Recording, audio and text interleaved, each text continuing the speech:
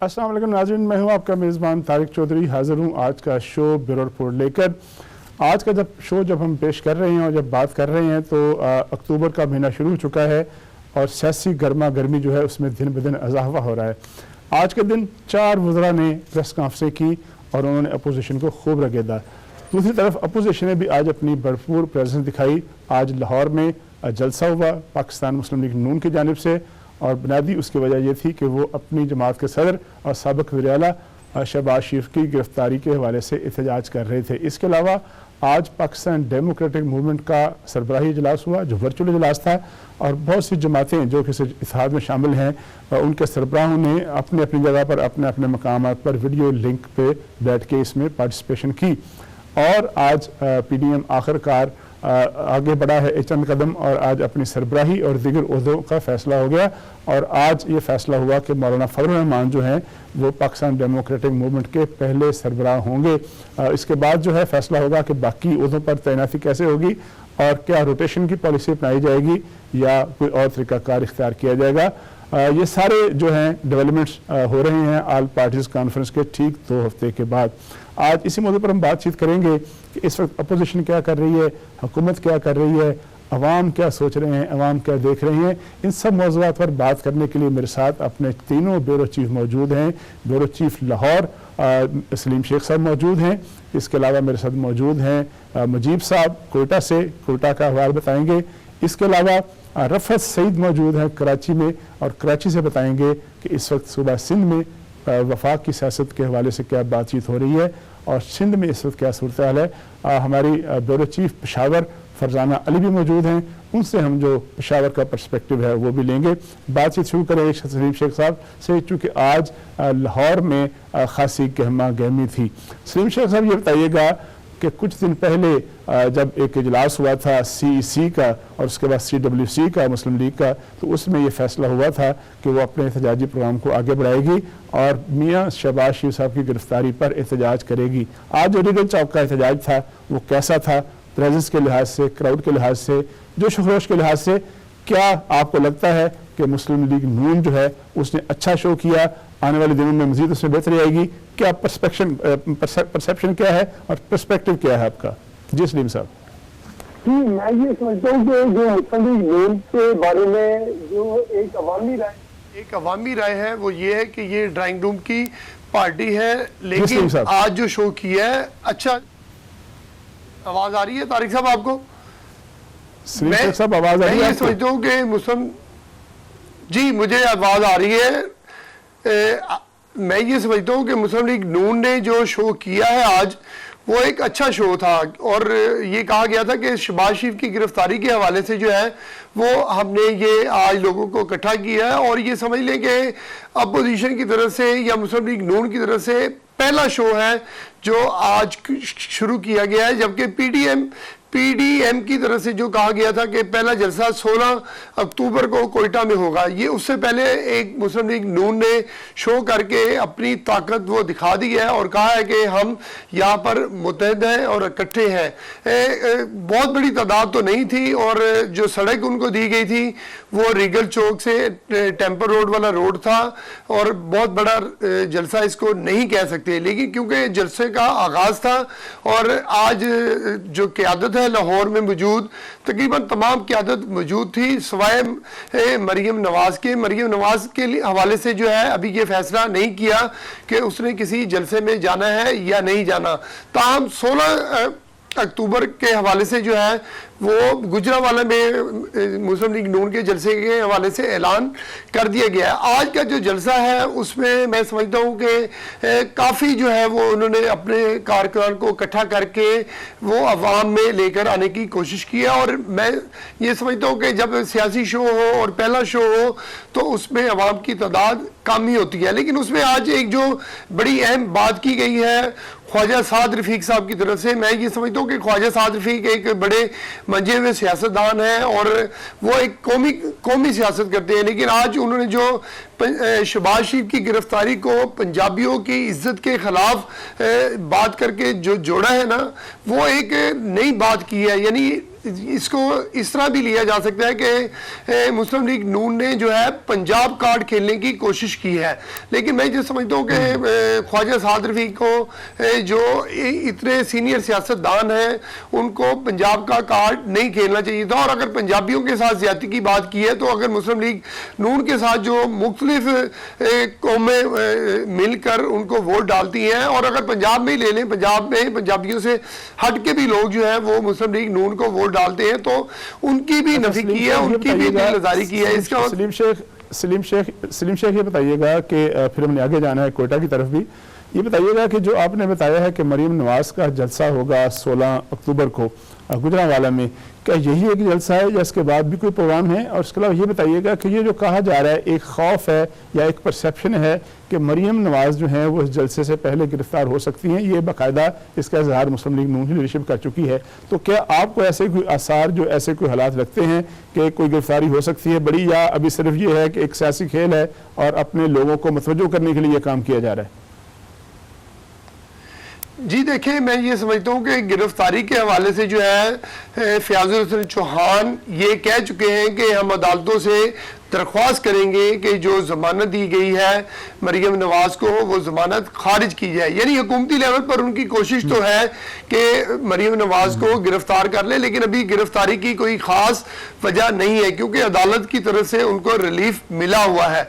लेकिन दूसरे जो केसेस हैं उन केसेस में अगर जमानत उनकी मनसूख करवा ली जाए हुकूमत, जैसे ये नैब के बाहर जो केस हुआ था, नैब के बाहर पथराव हुआ था, वहाँ पर अगर कोई हुकूमत जो है अदालत में जाए और जाकर जो है उनकी बेल कैंसिल करने के हवाले से जाए तो फिर हो सकता है। लेकिन मैं ये समझता हूँ कि अगर हुकूमत गिरफ्तारियों की तरफ जाएगी तो इसका फायदा जो है वो मुस्लिम लीग नून को होगा। लेकिन मैं ये इसका फायदा मुस्लिम लीग नून होगा। हमें आगे बढ़ना है, हमने चलना है कोयटा की जानब, चूंकि सलीम साहब जो कह रहे हैं बिल्कुल ये एक परसेप्शन है, अगर गिरफ्तारी हुई तो उसका फ़ायदा मुस्लिम लीग नून को होगा। चलते हैं कोयटा की जानब। मुझे सब आपसे पूछूंगा कि पाकिस्तान डेमोक्रेटिक मूवमेंट ने अपनी जो बाकायदा तहरीक है जो कि फैसला हुआ था पीसी के इजलास में, उसका आगाज़ बलूचिस्तान से करने का फैसला किया है, जिसकी दावत उनको महमूद खान अचगज़ई साहब ने दी है। 11 अक्टूबर को एक बहुत बड़ा जलसा करना है पाकिस्तान डेमोक्रेटिक अलायंस ने, पाकिस्तान डेमोक्रेटिक मूवमेंट ने, जिसकी मेज़बानी बलूचिस्तान की जमातें कर रही हैं, ख़ासतौर पर पश्तूनख्वा मिली अवामी पार्टी। कितना बड़ा जलसा होगा, क्या रिस्पांस है, क्या तैयारियां हैं, और वहाँ जो कोयटा शहर है वहाँ का जो पॉलिटिकल वर्कर है वो इस जलसे को, इस एहतजाजी तहरीक के आगाज़ को किस तरह से देखता है, किस तरह से एनालाइज करता है? मुजीब साहब।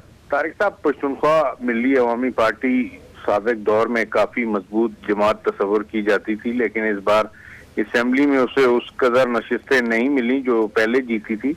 लेकिन कतई नजर नशिस्तों के स्ट्रीट पावर पश्तूनख्वा मिली अवामी पार्टी रखती है, खसूसन कोयटा, बशीन, चमन में उनके हजारों वर्कर हैं जो आते हैं, जलसों को कामयाब करते हैं। और दूसरी बड़ी जमात है JUI, जिसकी न सिर्फ बलूचिस्तान असेंबली में प्रेजेंस अच्छी है बल्कि उसके कारकुन भी बहुत फाल हैं और वो ये जलसे करते रहते हैं, इस तरह के जलसे वो कराते रहते हैं। अब दो बड़ी जमातें हैं अपोजिशन की जो ये होल्ड करा रही हैं और उसके लिए उन्होंने तैयारियां भी शुरू कर दी हैं, अपने कॉर्नर मीटिंग चल रही हैं, उनके कारकुनों के इजलास हो रहे हैं और इस जलसे को भरपूर बनाने की पूरी कोशिश की जाएगी ताकि एक मैसेज जाए कि बलूचिस्तान के अवाम भी वही सोच रखते हैं जो मुस्लिम लीग नून या पीपल्स पार्टी या दीगर कौमी जमातें रखती हैं। इस हवाले से नेशनल पार्टी भी साथ दे रही है और अख्तर मेंगल भी इस APC का हिस्सा रहे हैं तो उनकी जमात की पार्टिसिपेशन। तो दूसरी तरफ कुछ बहुत नजर आ रही है हुकूमत की जानिब से, हुकूमत बलूचिस्तान जो बाप पार्टी की सूरत में इत्यादी है PTI की, उनके तर्जुमान की जानिब से प्रेस कॉन्फ्रेंस की गई और इनको ताबीर किया गया अपोजिशन को कि वो बौखलाए हुए लोग हैं, बिला वजह इस तरह कर रहे हैं, हालांकि इस तरह नहीं करना चाहिए। मुझे बताइएगा कि क्या आपके पास इतलात क्या हैं, जिस तरह पंजाब में कहा जा रहा है, दिगर सूबों में कहा जा रहा है कि अपोजिशन जमातों को बाकायदा इजाज़त लेनी पड़ेगी और अगर हुकूमत इजाज़त देगी तो फिर जलसा होगा, तो क्या बलूचिस्तान हुकूमत जो है या कोयटा की जो इंतजामिया है, आपके पास इतलात क्या हैं, वो जलसे की इजाज़त देगी या नहीं देगी? इसके हवाले से क्या इंफॉर्मेशन है?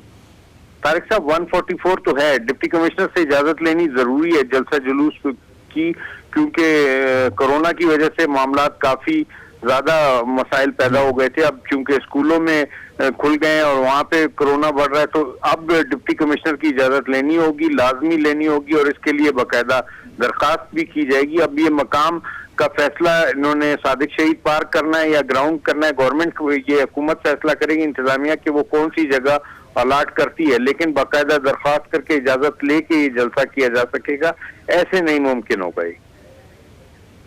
बिल्कुल ठीक है, आगे बढ़ते हैं, कराची चलते हैं। रफा साहब, आप ये बताइएगा कि जो 3 बड़ी जमातें हैं इस PDM की, उसमें मुस्लिम लीग नून भी तैयारियां कर रही है, अपने राब्ता अवाम भी कर रही है, जलसे भी कर रही है, जो बलूचिस्तान की जमातें हैं वो भी जलसे की मेज़बानी के लिए अपनी तैयारियां कर रही हैं, JUI जो है वो भी सरगर्म है। इस अलायंस की एक बहुत बड़ी जमात पाकिस्तान पीपल्स पार्टी जो है उसके महाज पे बहुत खामोशी है। सिंध में क्या तैयारी है, क्या पीपल्स पार्टी के हल्कों में क्या बातचीत हो रही है एन उस वक्त जबकि ये तहरीक जो है वो चलाने की तैयारियां हो रही हैं। बिलावल साहब दुबई गए हुए थे, जरदारी साहब बीमार हैं, वो गोशा नशीन हैं। पीपल्स पार्टी की प्रेजेंस, पीपल्स पार्टी की पार्टिसिपेशन के हवाले से आपके पास क्या इतलात हैं? देखिए, पहली बात तो यह है कि बिलावल भुट्टो जो है वो पहुंच चुके हैं और खासा फाल किरदार अदा कर रहे हैं, वो राब्ते में। और पीपल्स पार्टी एक मोटिवेशन के लिए, वो कि उनका ये कहना है कि एक सियासी हिकमत अमली है, कल एक रैली का इनेकाद कर रहे हैं और वो उसी रूट का उन्होंने इंतखाब किया है जिस रूट का इंतखाब MQM ने किया था। तो लिहाजा उसकी तरफ थोड़ी सी एक तलखी सी नजर आती है MQM के हलकों में कि पीपल्स पार्टी उसी अंदाज से यहाँ पर एक रैली निकाल रही है ताकि वो एक जो सूबे वाली एक बात आई थी उसकी नफी की जा सके, यकजहती पैदा की जा सके। और वो ये बात जाहिर करना चाहते हैं कि उर्दू बोलने वालों के साथ ज्यादती नहीं हो रही है, सब एक है, पूरा सिंध एक है, इसलिए ये हो रही है।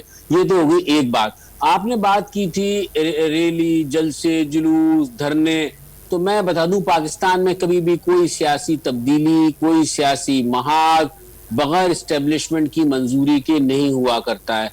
और चाहे आप कितनी रैली, मर्दों को काबिल जिक्र रैली अभी तक कोई भी जमात नहीं कर पाई है, ना मुस्लिम लीग नून ने आज का शो जो किया वो अच्छा था, ना अब सारी उम्मीदें वाबस्ता की जा रही हैं कोयटा में होने वाले बड़े जलसे से। और वहां पर होम ग्राउंड के तौर पर कोयटा को सिर्फ इसीलिए इस्तेमाल किया गया है कि वहां पर पख्तूनख्वा मिल्ली अवामी पार्टी जो है महमूद खान अचकजई की वो और मौलाना फजलुर रहमान की जमात का खासा स्ट्रॉन्ग होल्ड है, वो लोगों को भी ला सकते हैं, वो बड़ा जलसा भी कर सकते हैं। तो ये तो हो गई जलसों की बात। लेकिन अभी तक ये देखने में यही आया है कि आप कितने फोर्सफुल, जब तक आपको मंजूरी कहीं ना कहीं से नहीं मिलेगी आप कोई कामयाब तहरीक नहीं चलाते। और इस वक्त भी जो कुछ हिज़्ब इख्तिलाफ कर रही है, चाहे वो नैब में की ज्यादतियों के खिलाफ हो रहा है, जो कुछ भी, कहीं ना कहीं से कोई सिग्नल है जिसकी वजह से ये फाल हुए हैं। अब ये मरहला वार, इसमें 1 साल और लगाते हैं, 6 महीने लगाते हैं। लेकिन अपोजिशन कहती है, लेकिन रफत अपोजिशन तो कहती है कि कोई सिग्नल नहीं है, ना कोई बात है, हम सियासी काम कर रहे हैं, सियासी जलसे कर रहे हैं, अपना नुक्ता नज़र अवाम तक लेके जा रहे हैं और अवाम को मोबिलाइज कर रहे हैं। हमने आगे बढ़ना है, फिर दोबारा आपसे बात करेंगे। फरजाना अली की तरफ जाते हैं। फरजाना, आप जिस सूबे में बैठी हैं, पेशावर को हेड कर रही हैं, वहाँ पर गुज़श्ता 7 साल से पाकिस्तान तहरीक इंसाफ की हुकूमत है। वहाँ पर अभी तक जो PTI की प्रोविंशियल गवर्नमेंट है उसको आज तक कोई बड़ा चैलेंज सियासी नहीं आया। लेकिन ये भी एक हकीकत है कि JUI की अगर बलूचिस्तान के बाद सबसे बड़ी प्रेजेंस कहीं है तो वो KP में है, जहाँ मौलाना फजलुर रहमान साहब का स्ट्रॉन्ग होल्ड है। जो KP का अपोजिशन का पॉलिटिकल वर्कर है वो किस तरह से एनालाइज करता है सूरत हाल को? क्या आप समझती हैं कि KP में जो अपोजिशन है, पी पार्टी है, PMLN है और JUI है, क्या वो मोबिलाइज कर लेगी अवाम को इस हद तक कि वो प्रोविंशियल गवर्नमेंट को और फिर अल्टीमेटली फेडरल गवर्नमेंट को चैलेंज कर सके? देखिए जो सब आपको पता है, जैसा कि मुजीब ने भी इशारा दिया, मेन जो फोकस है और मेन जो क्राउड है वो तो होगा मौलाना फजलुर रहमान साहब का, ठीक है। और खैबर पख्तूनख्वा में मौलाना फजलुर रहमान साहब के हवाले से अगर हम देखें तो उन्होंने ऑलरेडी डेरा इस्माइल खान में, पेशावर में, मलाकड़ में, मुख्तलिफ इलाकों में इसने बड़ी बड़ी रैलियां और इज्तिमात किए, जिससे अंदाजा हो गया कि उनके पास स्ट्रेंथ तो बहुत ज्यादा है। और सारे जानते हैं कि उनकी जो स्ट्रेंथ है वो बहुत ही डिवोटेड किस्म के उनके कारकुन की है, जो कि मौलाना फजलुर रहमान के लिए वो तन मन धन की बाजी लगाने के लिए भी तैयार होते हैं। और अब आप अगर उन्हें देखें तो उन्हें सोशल मीडिया पर भी बहुत ज्यादा एक्टिव कर दिया गया है। खैबर पख्तूनख्वा हुकूमत के जहां तक चैलेंज की बात है तो उनके लिए सबसे बड़ा चैलेंज जमीयत ही है, मौलाना फजलुर रहमान की जमात ही है।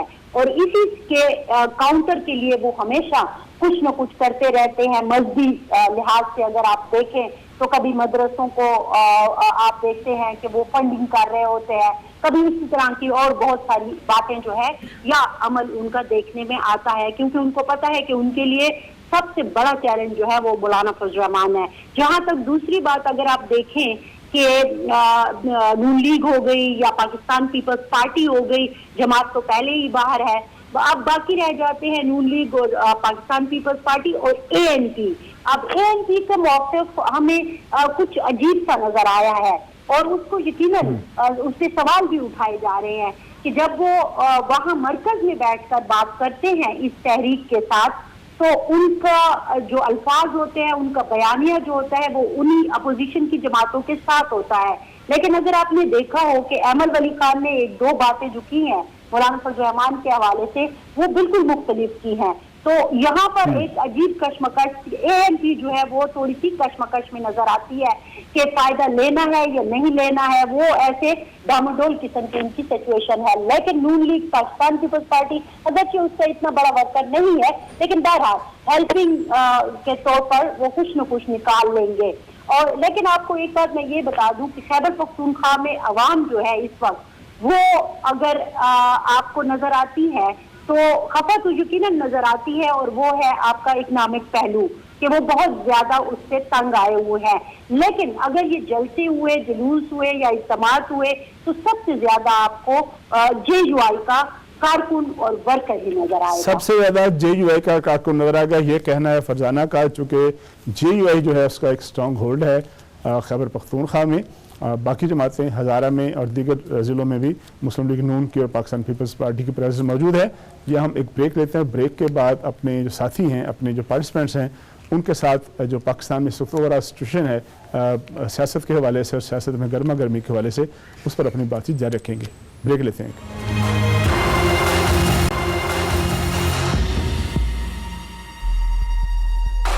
वेलकम बैक नाज़रीन, आप देख रहे थे इससे पहले मुख्तलिफ जो है अपोजिशन के प्लान हैं उनके हवाले से बातचीत कर रहे थे। अब हम अपनी गुफ्तगू का सिलसिला आगे बढ़ाते हैं, चलते हैं लाहौर सलीम शेख साहब की जानिब से। सलीम शेख साहब, दो बातें आपसे पूछनी। एक तो ये है कि इस वक्त मुस्लिम लीग नून के अंदर चूँकि इसकी ज़्यादा प्रेजेंस जो है लाहौर में है, आज लीडरशिप लाहौर में थी, शहबाज शरीफ साहब की गिरफ्तारी के बाद लीडरशिप के हवाले से क्या बातचीत हो रही है? कौन मुस्लिम लीग नून को लीड करेगा? ज़ाहिर है वह जेल में है, सदर कौन होगा या कायम सदर कौन होगा, लीडर ऑफ द अपोजिशन कौन होगा? और दूसरा एक बड़ा अहम है, पाकिस्तान मुस्लिम लीग ने बड़े तवील अरसे के बाद एक बड़ा स्टेप लिया और उसके वो 5 अरकान जो कि काफ़ी अरसे से जिनकी वफादारी डामाडोल थी, जो मिलते रहते थे चीफ मिनिस्टर से, उनको शोकाज भी दिया है और उनको पार्टी से निकालने का ऐलान किया है। एक तो ये बताइएगा कि इस ऐलान के बाद जो बाकी मानदा लोग हैं, MPs हैं, उनके अंदर क्या कोई खौफ और राज की कैफियत है, कोई दफाई रवैया है, कोई मजीद ऐसे लोग सामने आ सकते हैं? दूसरा जो मैंने बात पहले पूछी थी कि मुस्लिम लीग को लीड अब कौन करेगा? सलीम शेख साहब।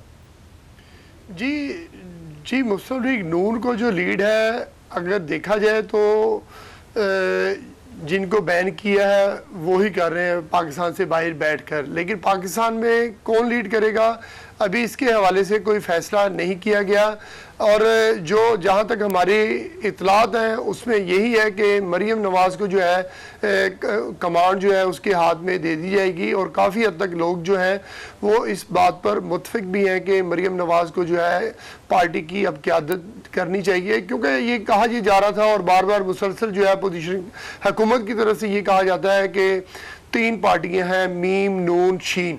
अब शीन की तो पार्टी का अब सिलसिला ख़त्म कर दें, क्योंकि शहबाज शरीफ अगर अंदर हो गए हैं तो शहबाज शरीफ के साथ अगर कोई दोस्त थे, उनके हम ख्याल थे, अगर वो मुफाहमत की सियासत कर रहे थे, तो फिलहाल तो उसका चैप्टर आर्जी तौर पर बंद हो गया है। अब वो लोग भी इस मूव में नज़र आएंगे जो कि शहबाज शरीफ के साथ मुफाहमत की सियासत को आगे लेकर चलना चाह रहे थे, क्योंकि अब उनके पास ऑप्शन कोई नहीं है, ऑप्शन सिर्फ जो है वो नून लीग है। और नून लीग की जो मैं समझता हूँ अगर क़यादत देनी है पंजाब की सतह पर तो राना सनाउल्लाह कर रहे हैं, ओवरऑल अगर क़यादत देनी है तो वो मरीम नवाज़ के हिस्से में आएगी, क्योंकि मरीम नवाज़ को जो लोग हैं वो इसको समझते भी हैं, और एक अवामी जो राय है वो भी यही है कि अगर कोई जलसा होगा, जुलूस होगा, कहीं बाहर निकलेंगी और मरीम नवाज़ होगी तो जलसे जुलूस रैली जो है वो बड़ी होगी।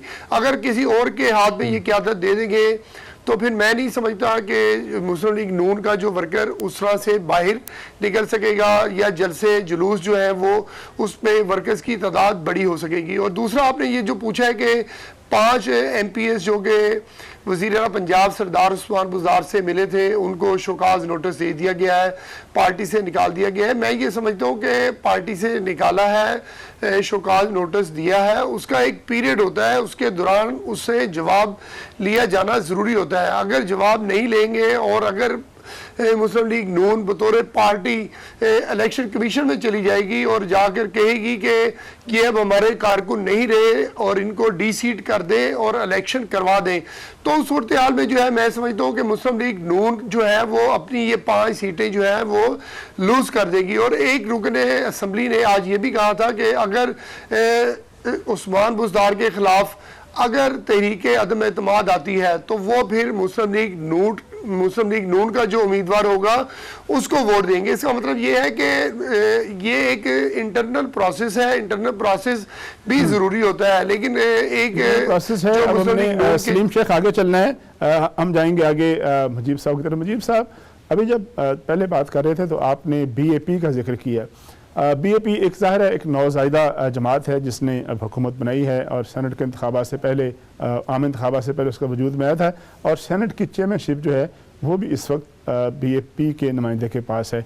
चंद माह के बाद सेनेट के इंतखाबात होने वाले हैं और मौजूदा चेयरमैन जो हैं जिनका ताल्लुक बलूचिस्तान से है उनकी टेन्योर जो 3 साल है वो ख़त्म हो जाएगी, मेंबरशिप अभी उनकी रहेगी। बलूचिस्तान में आइंदा चेयरमैन सेनेट के हवाले से क्या बातचीत हो रही है? क्या लोग समझते हैं, पॉलिटिकल वर्कर समझते हैं कि बलूचिस्तान एक मरतबा फिर जो है वो हकदार है चेयरमैनशिप का, या कोई और सूरत हाल जो है या कोई और कैंडिडेट सामने आएगा? साहब, बाप का आपने जिक्र किया, बाप की अगर हिस्ट्री देखें तो बलूचिस्तान में कोई भी ऐसी नजरियाती जमात नजर नहीं आती। बाप भी वजूद में आई है, पहले वो मुस्लिम लीग काफ होती थी, फिर मुस्लिम लीग नून में गए, फिर वापस निकले काफ में गए, फिर नून में आए और अब बाद में निकल के बलूचिस्तान अवामी पार्टी में आ गए। ये सारे इलेक्टेबल्स हैं जो जहाँ जाते हैं वहाँ पे जाके जीत जाते हैं, फिर अपने जो उनके इलाके और अपने मफाद में होता है उस हवाले से कोई फैसला करते हैं और पार्टी बना लेते हैं। इस दफा भी ऐसे ही हुआ। बलूचिस्तान में अगर आप देखें तो अपोजिशन के जलसा करने का मकसद भी यही नजर आ रहा है कि बलूचिस्तान में तब्दीली बलूचिस्तान से शुरू हुई थी जब सनाउल्लाह ज़हरी की हुकूमत गिराई गई थी, और अब भी इसलिए अपोजिशन यहाँ लौट के आई है। यहाँ भी इंटरनल काफी मामले हैं।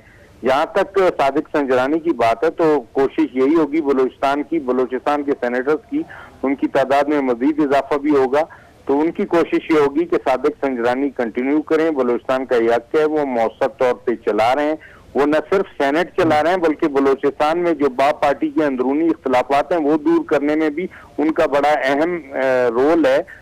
कदूस बिंजो जाम कमाल खान के जो इख्तलाफात थे, उनके मामलात बिगड़ रहे थे, उनको भी सीधा किया। पार्टी के अंदर जो दीगर मामलात हैं वो भी वो देखते हैं, इत्यादियों को भी मिला के रखते हैं। इसलिए बलूचिस्तान में उनकी काफी से है और बाप की ये कोशिश होगी कि वो कंटिन्यू करें और वो इसके लिए PTI को भी राजी करने की पूरी कोशिश करेगी। बड़ी अहम बात की आपने कि बाप की कोशिश होगी कि वो उसकी सीट पे जो इजारादारी है वो कायम रहे, कंटिन्यू रहे।